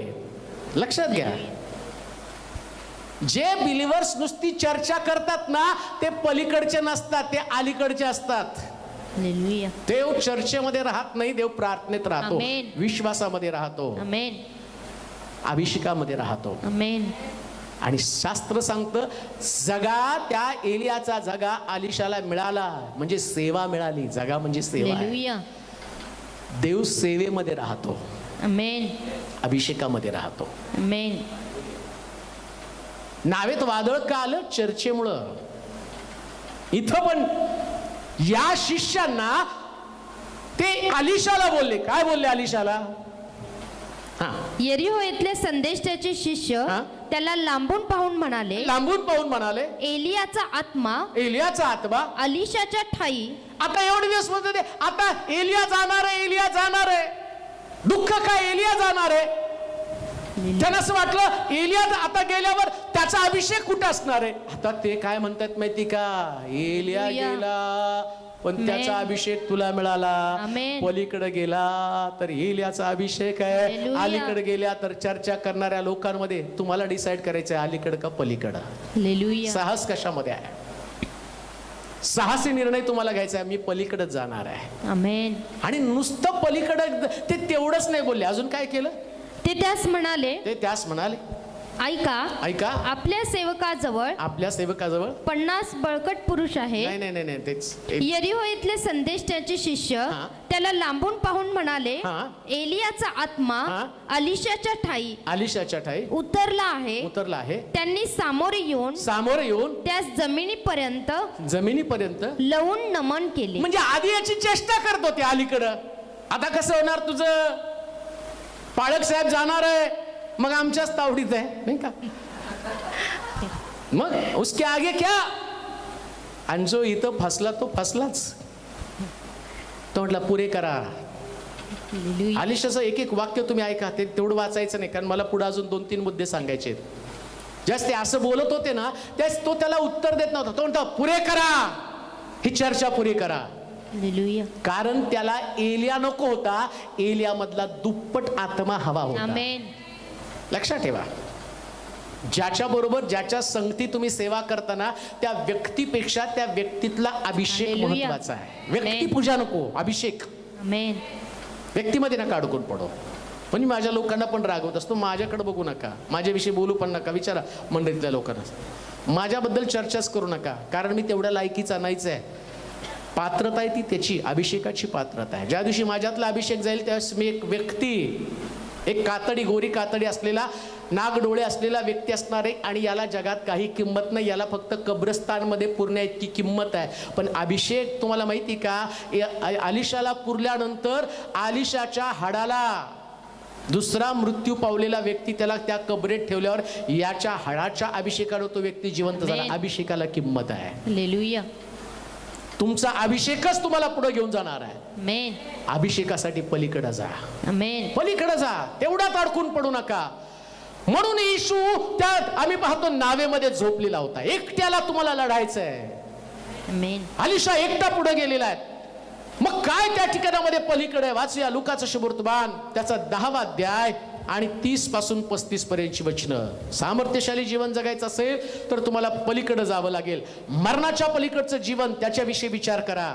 लुकाचं शुभवर्तमान 10वा अध्याय 30 ते 35 वचनं. येशूने उत्तर दिले, एक मनुष्य यरूशलेमेहून खाली यरीहो जात असताना लुटारूंच्या हाती सापडला. त्यांनी त्याचे कपडे काढून घेऊन त्याला मारही दिला, मार पण दिला आणि त्याला अर्धमेला टाकून ते निघून गेले. मग एक याजक सहज त्या वाटेने खाली जात होता. तो त्याला पाहून दुसऱ्या बाजूने चालता झाला. तसाच एक लेवी सुद्धा त्या ठिकाणी आला आणि त्याला पाहून दुसऱ्या बाजूने चालता झाला. मग एक शमरोनी त्या वाटेने चालला असता तो होता तेथे आला आणि त्याला पाहून त्यास त्याचा कळवळा आला. त्याने जवळ जाऊन त्याच्या जखमास तेल व द्राक्षरस लावून त्या बांधल्या आणि त्याला आपल्या जनावरावर बसून उतार शाळेमध्ये आणलं व त्याची काळजी घेतली. दुसऱ्या दिवशी त्याने 2 रुपये काढून उतार शाळेच्या रक्षकाला देऊन म्हटलं, याची काळजी घ्या आणि यापेक्षा जे काही अधिक खर्चाल ते मी परत आल्यावर तुम्हाला देईन. आता अजून एक जीवन आहे. येशू म्हटलं पलीकडे जाऊ. का तो म्हटला पलीकडे जाऊ? नाही, कुठं आम्हाला पलीकडे जायचंय? एक स्पिरिच्युअल व्यक्ती म्हणून एक्साइटमेंटचं जीवन जगायचंय. लक्षात घ्या, एक्साइटमेंटचं जीवन. मग येशू शिष्यांना सांगतो नाही का, कोणी 1 कोस म्हणलं तर त्याच्यावर 2 कोस जा. 1 कोस हे लिमिट आहे आणि 2 कोस लिमिटच्या पुढे गेला. 1 कोस तर 2 कोस. बंडी मागितली, सदरा द्या. म्हणजे तुमच्याकडे बंडीच आहे, त्याची अपेक्षा काय, त्याचं लिमिट काय? बंडी. तो म्हटलं सदरा पण घ्या, म्हणजे पलीकडे बरं का त्याच्या. तो नेहमी पलीकडच्या गोष्टी शिकवतो. आता अजूनही येशू शिष्यांना शिकवताना म्हटला, हे सगळं त्याचा अंतिम समय जायच्या वेळेस आता येशू ख्रिस्ताचं वधस्तंभी जाणवून होणार आहे, तो मरणार आहे. आणि मरता काही रहस्याच्या गोष्टी सांगायला लागला. आता काय रहस्य सांगितलं माहिती का त्यांनी? एक मनुष्य यरूशलेम सोडून जात असताना लुटारूच्या हाती सापडला. मग त्याला चोपलं, तो अर्धमेला त्या ठिकाणात. ऐका नीट, फार सुंदर आहे. मग त्याला तिथं टाकून दिलं. याजक पण आला, लेवी पण आला, दोघांनी पण बघितलं. त्यांचं जीवन लिमिट मधलं. काय वचन? दुसऱ्याची नग्नता पाहू नको. मग तो उघडा पडला, चला निघून गेला. तो लिमिटचं जीवन आहे. पण एक शमरोणी तिकडून गेला. मग आता चांगला शमरोणी तर प्रभू येशू ख्रिस्त आहे, त्याच्याशिवाय दुसरा कोणी नाही. सगळ्या जगातल्या लोकांनी सगळ्याला टाकून दिलं, पण येशू तो म्हणतो मी पाप्यांसाठी आलो. हा पापी मनुष्य यरूशलेम सोडलेलं आहे त्याने. धार्मिक ठिकाणात तो राहिलेला नाही, देवाचं घर त्यानं सोडलेलं आहे. अजून एक जाता सांगतो, देवाच्या घराचा त्याग करणारे लोक त्यांना फटके मिळाल्याशिवाय राहत नाही. हा परत तुम्हाला तो उतार शाळेत घेऊन येईल, पण फटके खायची तयारी ठेवा ना. आणि काय लोक एवढे हट्टी आहेत, फटके खायची तयारी आहे. चोरानी मारलं तरी चालेल, पण देवाचं घर सोडेल. मग खा फटके. ठीक आहे, प्रभू तुम्हाला परत घेऊन येईल, पण त्याची किंमत पण चुकवावी लागेल ना. वस्त्र पण काढून टाकले त्याची. वस्त्र म्हणजे काय माहिती का? सेवा आहे. जगा मी पाहिला. एकदा का देवाचं घर सोडलं, देवानं जे तुम्हाला पाचारण, जी सेवा, जो अभिषेक तुम्हाला दिला ना, तो काढून टाकला जातो. आता साधारण व्यक्ती म्हणून उतार शाळेमध्ये तुमची नोंद, कुठल्या तरी एका चर्चमध्ये साधारण व्यक्ती, एका कोपऱ्यामध्ये बसणारा व्यक्ती तुम्ही बनणार आहात. त्याच्या पलीकडचा विचार तुम्हाला करायचा आहे. अशा पलीकडचा विचार काय माहिती का? लेवीनं आणि याजकानं पलीकडचा विचार नाही केला. त्यांची नेहमी येशूशी वाद असायचा. शास्त्री पुरुषी वाद घालायचे. शब्बा दिवशी कसं काय मनुष्य बरा केला, लोकांना रागवायचे ना. 6 दिवस असतात, त्याच्यामध्ये येऊन बरं होऊन जात जा. आता कशाला बरं होता? पण येशू नेहमी लोकांना बरं करणं, त्याचा उद्देशच तो होता. चोर येतो चोरी घात करण्यासाठी, मी आलो तुम्हाला जीवन देण्यासाठी. या लोकांनी एवढाच विचार केला. कोणतं नियमशास्त्र सांगितलंय, याचे उन्नगता आणि पाहू नको. अरे पण तो मरायला लागला ते बघ ना, त्याला मरू देऊ नकोस ना. मग चांगला शंभरुणी तिथं आला, त्याने त्याला पकडलं, उचललं, त्याच्या कशावर बसवलं? प्राण्यावर, जनावरावर, त्याच्या जनावरावर त्याला बसवलं. लक्षात घ्या, नेहमी तुमच्या जनावरावर तुम्हीच बसता, तुमच्या गाडीवर तुम्हीच बसता. जनावर म्हणजे आता तुमच्याकडे काय गाडव घोडा नाहीये, तुमच्याकडे गाडी आहे. मग मी चर्चला येताना माझ्या गाडीवर मी येतो, पण कधी कधी त्याच्या पलीकडचा विचार करा ना. तुमच्या गाडीवर एक यरुशलेम सोडून गेलेल्या व्यक्तीला पण बसवा, जो जखमी झालेला आहे, हालेलुया, ज्याचं सगळं काढून घेतलेलं आहे, सगळं निघून गेलेलं आहे. आता तो कुठंतरी भरकटत आहे, आता त्याचा कुठंतरी नाश व्हायला लागलेला आहे. त्याच्या पलीकडचा विचार तुम्हाला करावा लागणार आहे. शास्त्री पुरुषाचा प्रॉब्लेम काय होता माहिती का? त्यांनी तो विचार केला असेल, यरुशलेम सोडलं ना, बसले फटके, चला यांना असंच व्हायला पाहिजे, यांचं असंच व्हायला पाहिजे. पण तो येशू आहे, कोणाचा नाश होऊ नये तर प्रत्येकाला सार्वकालिक जीवन. बाबा, हे पलीकडचं जीवन आहे. शेवटच्या क्षणापर्यंत त्याला बदलाची संधी, आणि मग येशूनं ती बदलाची संधी त्यांना दिली. आणि आम्ही पाहतो त्यानं उतार शाळेमध्ये त्याला आणलं. आता त्याच्या पलीकडचं, बरं का, मी आता हे तुम्हाला फक्त प्रस्तावना सांगितली, पलीकडं काय आहे. तो आला आणि त्याच्याबरोबर तो काही दिवस राहिला, त्याच्या जखमाला तेल लावलं, मलमपट्टी केली, त्याला तिथं ठेवलं. आता याचा समय झाला, आणि समय झाल्यावर तो काय म्हटला, याची काळजी घे. कोणाची काळजी घे? या जखमी यरुशलेम सोडलेल्या माणसाची काळजी घे. आता याला एवढ्यात तर यरुशलेमेत हा परत जाऊ शकणार नाही. त्याचं टीचिंग वेगळं, मी परत कधीतरी तुम्हाला देईन, त्याची कशी काळजी घ्यायची आणि तो यरुशलेमेत परत का जाऊ शकणार नाही याचं फार सुंदर अभ्यास आहे, परंतु आपल्याला त्याच्यामध्ये नाही जायचं. मला मुख्य मुद्दा त्याच्याकडे, तुम्हाला पलीकडे जाऊन काहीतरी करायचं. काय पलीकडे जाऊन करायचं? आता उतार शाळेच्या रक्षकाकडे होते 2 रुपये, सॉरी, त्या चांगल्या शंभरुण्याकडे होते 2 रुपये. मग त्यानं काय केले माहिती का? हे 2 रुपये त्याला दिले आणि सांगितले, जास्ती याच्या पलीकडे काही खर्च आला, म्हणजे 2 रुपयाच्या पलीकडे जर काही खर्च केला तर आल्यावर मी तुला त्याचं प्रतिफळ देईल. नीट सुंदर आहे बरं का. हालेलुया. देवाच्या लोकांचं थिंकिंग कसं बदलतं ना. काही लोक किती संकुचित जीवन जगतात, किती संकुचित विचार करतात ना, त्यांच्या विचारांना छेद देणारा विचार प्रभू आमच्या समोर मांडत आहे. आता बघा, येशू ख्रिस्त या शिष्याला घेऊन परत एकदा मंदिरामध्ये गेला होता, आणि मग ऑफरिंग चालू होतं. रांगेमध्ये लोक चाललेले होते, काही लोकांकडे भरपूर थैल्याच्या थैल्या दान आणले, ते दाखवून होते. आणि मग होतलेलं त्यांनी बघितलं, बिचारी एक विधवा गरीब, तिच्या पण 2 टोल्या येशूला दिसल्या, आणि त्या 2 टोल्या तिने टाकल्या. आता येशूला माहिती आहे, बरेच लोक प्रार्थना करताना असतं भरपूर, पण देताना कशी प्रार्थना करतात? विधवेसारख्या 2 टोल्या आहे किती? तू 2 टोल्याविषयी विचार करतो, पण इथं काय सांगितलं? जास्तीचा खर्च करशील ते 2 टोल्या, 2 रुपये, जे प्रभू तुम्हाला उत्पन्न देतो, जे तुमच्याकडे आहे. उदाहरणार्थ तुमचा दशांश या तुमच्या 2 टोल्यासारखा आहे, तुमच्या उत्पन्नातला भाग तुम्ही देत आहात.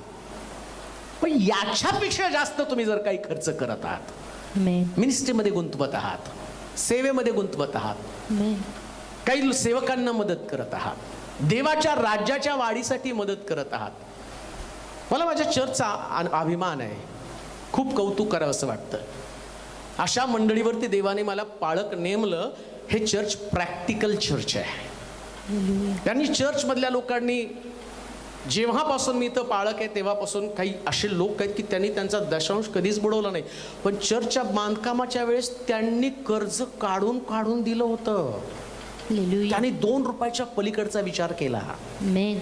आणि तू काय म्हटलं माहिती का? ज्यास मी परत येईल त्यावेळेस जास्तीचं खर्च केलेलं मी तुला देईल. मग तुम्ही काय म्हणता, तो परत आल्यावर का? नाही, तसं नाही त्याला म्हणायचंय, ते तर देणारच आहे प्रतिफळ. मी जेस परत येईल. जसं हे चर्च बांधताना सगळे गरीब लोक होते, बिचारे कोणाकडेच पैसे नव्हते. आता जे मंडळीकडे, माझं पण तुम्हाला दिसतं हाय फाय, रोज नवीन नवीन सूट, तेवढं नव्हतं. माझे कपडे बघितले तर 1-2-4 चांगले कपडे माझ्याकडे असायचे, एवढे भारी तर मी कधी वापरले नव्हते. पण एक मात्र मी केलं, चर्च बांधेपर्यंत चर्चचा कुठलाच पैसा माझ्याकडे नव्हता. दशांश पण मी त्याच्यामध्ये, जो लोक मला देत होते ते पण मी त्याच्यामध्ये घालत होतो ना. मी स्वतःला कपडे घेत होतो ना, मग चप्पल वापरत होतो. मी म्हणत होतो की चर्च बांधल्यावर पहिले देवाचं घर, आणि मंडळीतल्या लोकांचं पण तेच तत्व होतं, पहिले देवाचं घर. परिणाम काय झाला? घर बांधून तयार झालं, चर्च बांधून तयार झालं, मंदिरामध्ये देव आला, आणि देव आल्यावर जेवढं खर्च केलं त्याच्यापेक्षा अधिक मिळालं लोकांना. हे आशीर्वाद आहे, हे आशीर्वाद आहेत. आमेन. 2 तोल्याच्या पलीकडचा विचार करा. हालेलुया. स्वतःला धार्मिक समजू नका. तुम्ही दशांश देता, आम्ही म्हणतो नाही तो देताय आम्हाला पुष्कळ झालं, नाही हो, त्याच्या पलीकडे विचार करा, कुठेतरी गुंतवा. हालेलुया. तुमचा पैसा कसर आणि गंज लागून ज्याच्यापासून काही लाभ होणार नाही त्याच्यामध्ये गुंतवण्याच्या ऐवजी देवाच्या राज्यामध्ये गुंतवा. देवाच्या राज्यामध्ये गुंतवा. तो मी आल्यावर, कधी आल्यावर? तू हाक मार तेव्हा मी तुझ्याकडे येईल. आमेन. तू हाक मारशील. आता ज्या देवाच्या लोकांना गरज असती, मंदिराला गरज असती, सेवेला गरज असती ना, त्यावेळेस तुम्ही देता. जसं त्या व्यक्तीला गरज होती, उतार शाळेच्या रक्षकाला गरज होती, त्या उतार शाळेच्या रक्षकाला त्यांनी 2 रुपये दिले, आणि तो काय म्हटला? जर जास्तीचे तू खर्च केले ना, मी आल्यावर परत तुला देईल. आता अजून सेवकांना पण मला सांगायचं आहे, मिनिस्ट्री मधनं मी शिकलो, मी तुमच्यापेक्षा फार विद्वान आहे, फार ज्ञानी म्हणून सांगत नाही, पण वचनानुसार सांगतो. जेवढं आहे ना त्याच्या पलीकडे जाऊन सेवेमध्ये गुंतवा. मी गुंतवलं तसं. माझ्या देवानं मला त्याच्यामध्ये ठेवलं नाही, त्या कटु अनुभवामध्ये ठेवलं नाही. पण तुला वादळाच्या पलीकडे जायचंय, हालेलुया. नदीच्या पलीकडे, सरोवराच्या पलीकडे जायचंय. पलीकडे गेल्यावर एक्साइटमेंट असेल. आमेन. आता एक्साइटमेंट आहे. माझ्याकडे काही नव्हतं, पण आता प्रभूनं सगळंच दिलेलं आहे. हालेलुया. जे गमावलं त्याच्याबद्दल वाईट वाटत नाही, जे मिळवलं त्याच्याबद्दल अभिमान वाटतो, ती एक्साइटमेंट आहे. परवा कोणीतरी मला म्हटलं, मी सोलापुरात आलो त्यावेळेस मी तुम्हाला शोधलं, तुम्ही मला कुठंच दिसलं नाही. पूर्वी आपण एकत्र सेवा केली होती, पण नंतर मला कळालं, तुमच्या उपदेशातनं कळलं, तुम्ही पूर्वी स्कूटरवर फिरायचा म्हणून सगळीकडे दिसत, आता होंडा सिटीत फिरायला गेल्यावर कसे काय दिसणार? अरे बाबा, ही तर एक्साइटमेंट आहे ना. आमेन. ही तर एक्साइटमेंट आहे. तेव्हा जे होतं ते गुंतवलं. 2 तोल्या ही माझी कॅपॅसिटी होती, पण त्याच्यापेक्षा पलीकडे जर मी काही करत आहे, नीट आहे का, त्याच्या पलीकडे काहीतरी करा. हालेलुया. 2 तोल्याच्या पलीकडचं जीवन जगा. हालेलुया. जसं मी पाहतो, विधवेच्या घरामध्ये एलिया गेला, भाई मला कोरभर भाकर आण. बाबा एकच भाकर, थोडस गाडग्यामध्ये पीठ आहे, थोडस तेल आहे, एक भाकर करते, मी खाते, माझा मुलगा खाते आणि मरते. तो त्याच्या पलीकडचा विचार कर, ही भाकर माझ्याकडे घेऊन ये, मला आण, मग तुला आणि तुझ्या मुलाला भाज. आणि तिने ती भाकर थापली, भाजली. परिणाम काय झाला? पलीकडचं जीवन एक्साइटमेंटचं होतं. एका भाकरीपुरतं तिने मर्यादित विचार केला असता तर तिचं नाव राजाच्या पुस्तकामध्ये आलं नसतं. हालेलुया. ते नाव तिथे येण्यासाठी तिला मेहनत घ्यावी लागली. ती भाकर त्याला दिली, आणि भाकर दिल्यानंतर 3.5 वर्षाचा पुरवठा. पलीकडचं जीवन आहे. आमेन. आज सकाळी मी तुम्हाला उत्तेजित करेल, आहे ना तुमच्याकडं? जर आहे तर कुठेतरी गुंतवा. आमेन. कधी काही लोकांकडे एवढा बँकेत पडून आहे, तरी 2 तोल्याचाच उपदेश, तरी 2च तोल्याचा विचार करत आहेत. नाही हो, जिथं साठवलं जातं ना तिथं साठवा. मी भुकेला होतो ना त्यास तुम्हाला अन्न दिलं, मी निराश्रित होतो त्यास तुम्हाला वस्त्र दिलं, हालेलुया. मग निराश्रित होतो त्यास तुम्हाला घरी आणलं, मी उघडा होतो त्यास तुम्हाला वस्त्र दिलं. गुंतवणूक केलेली आहे. आमेन. गुंतवणूक केलेली आहे. देवाचे प्रिय लोको, कोणी चर्च बांधत आहे, मदत करा त्या ठिकाणामध्ये. कोणी सेवक कष्टामध्ये, मदत करा. सेवा करत असेल, मदत करा त्याला. आमेन. आल्यावर तुम्हाला प्रतिफळ, देव भेट घेण्याचा समय ठरलेला असतो. आमेन म्हणाल का? आमेन. ठरलेला असतो. पियानो बाग तयार केली, आदामाला तिथं ठेवलं, आणि परमेश्वर नेहमीप्रमाणे त्याला भेटायला आला. देवाच्या भेटीचा समय ठरलेला आहे, भेटायला येणार आहे. मी आलो ना मग तुला परत देईल. लक्षात घ्या, कधीतरी एक मीटिंग चालू असेल, एखादा वक्ता चर्चमध्ये असेल, कदाचित तुम्ही यूट्यूबवर एखादा संदेश ऐकत असाल आणि नेमकं तो संदेश, ती भविष्यवाणी तुम्ही स्वीकाराल आणि प्रभू तुमची भेट घेईल आणि त्या दिवसापासून तुमच्या जीवनामध्ये आशीर्वाद यायला पण सुरुवात होईल. परवा कोणीतरी मला सांगितलं, मी अनेक भविष्यवाण्या इथून करतो, काही लोक स्वीकारतात, ते लोक नुसतं ऐकून घेतात, काही लोक सोडून देतात. एका व्यक्तीने सांगितलं, बऱ्याच वर्षापासूनची माझी शुगर होती, ती मागच्या वेळेस सांगितलेली ती साक्ष ही वेगळी साक्ष आहे. आणि मग तुम्ही बोलत होता, बोलताना मी म्हटलं नाही माझी पण शुगर जाणार आहे, मी केली तेव्हा हे म्हणतायत तर माझ्या जीवनात तसं घडू दे. म्हटलं की माझी शुगर 450 500च्या पुढेच असायची, पण त्या संदेशानं माझ्यामध्ये एवढा बदल केला. आता महिना झाला मला गोळीची सुद्धा गरज नाही, एवढी शुगर कंट्रोल मध्ये केली. कधी देव तुमची भेट घेईल, कधी परत सांगता येत नाही. पण एक गोष्ट तुम्हाला सांगतो, जरा पलीकडचा विचार करा. मर्यादित विचार करू नका, लिमिट मध्ये राहू नका.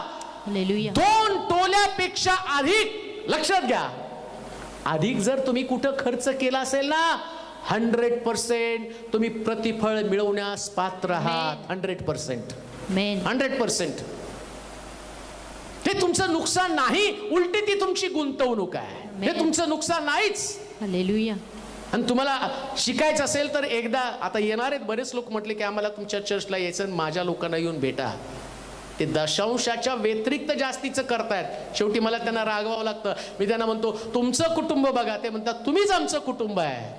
कारण त्यांना माहिती आहे आणि त्यांचे अनुभव पण आहेत. जेवढ्या वेळात त्यांनी गुंतवणूक केली त्याच्या अधिक पटीने प्रभूने त्यांना परत पण केलेलं आहे. कारण तो देव आहे. ओ, माणूस बोलला असता तर खोटं ठरेल, देव बोलल्यावर कसं खोटं ठरेल? देव तो देव आहे. शिष्यानं म्हटलं पलीकडे जाऊ, एक्साइटमेंट आहे. आज सकाळी मी तुम्हाला एकच सांगेल, विदेवेसारखा अनुभव घेऊन बघा. कदाचित तुमच्याकडे शेवटचा असेल, 100%. तुम्ही म्हणा नाही याच्या नंतर माझ्याकडे नाहीये. अहो मग शेवटचं आहे ना, उद्या मरायचं आज मरू.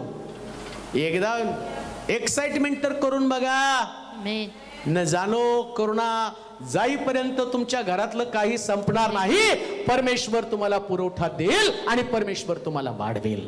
जा कुठल्या एखाद्या गरीब सेवकाला, ज्या सेवकाला खरंच गरज आहे, त्याला वाटलं, तुम्हाला वाटलं की तो दिसतोय तो संकटामध्ये, अडचणीमध्ये, 2 तोल्याच्या पलीकडे जा. तशाच तुमच्या बाळकाला देता, त्याच्या पलीकडे देऊन बघा. एखादं कुटुंब संकटामध्ये आहे, त्याची मदत करण्याचा प्रयत्न करा. कुणाचं आणि फार हाल होत आहे, हॉस्पिटलमध्ये पडलेले आहेत, त्यांना औषधासाठी पैसे नाहीत, मदत करून बघा. एक शांती मिळते. आणि शांतीपेक्षा अभिवचन मिळतं. काय अभिवचन?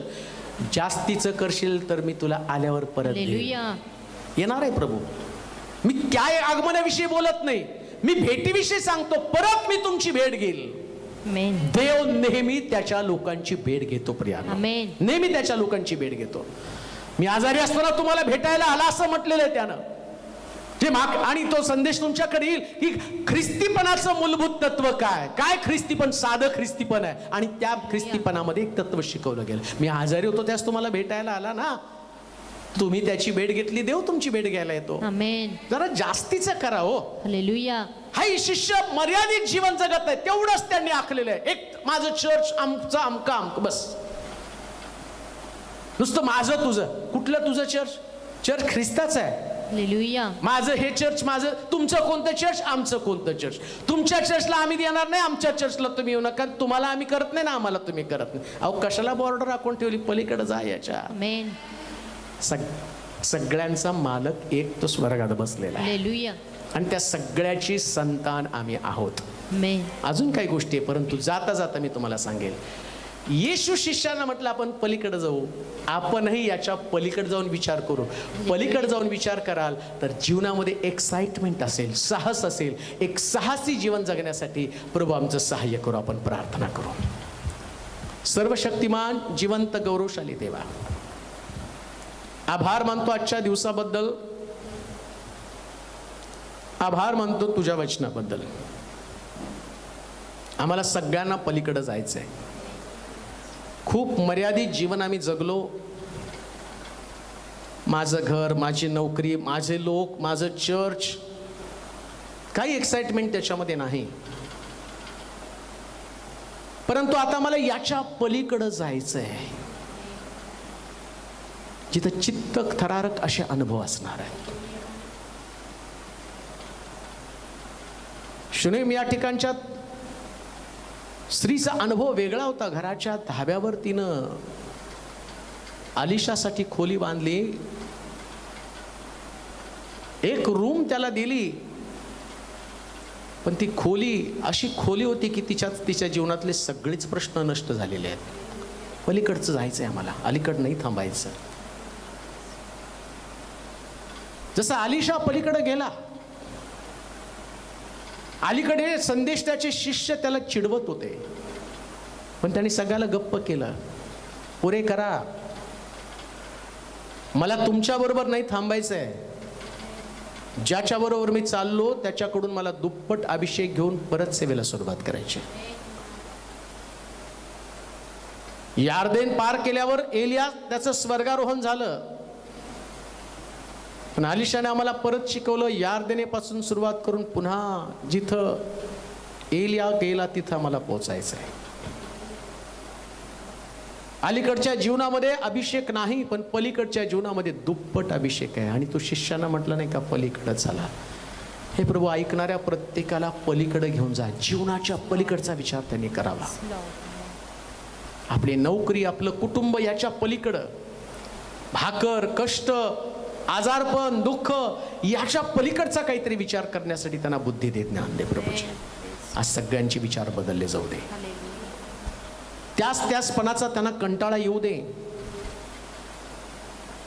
खरोखर एक साहसी जीवन जगण्यासाठी त्यांना आज तू प्रेरित केलेलं आहे, आणि ते साहस त्यांच्यामध्ये जन्माला येऊ दे प्रभूजी. आज निराशेच्या गर्तेतनं त्यांना बाहेर काढ.